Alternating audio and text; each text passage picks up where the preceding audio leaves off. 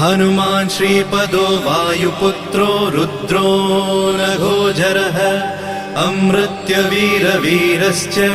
ग्रामवासो जनाश्रयः धनदो निर्गुणः शूरो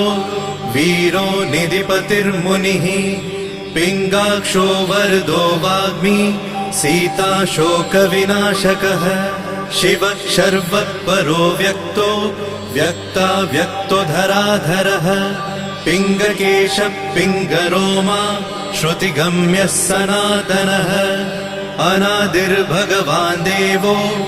विश्वहेतुर्जनाश्रयः आरोग्यकर्ता विश्वेशो विश्वनाथो हरीश्वरः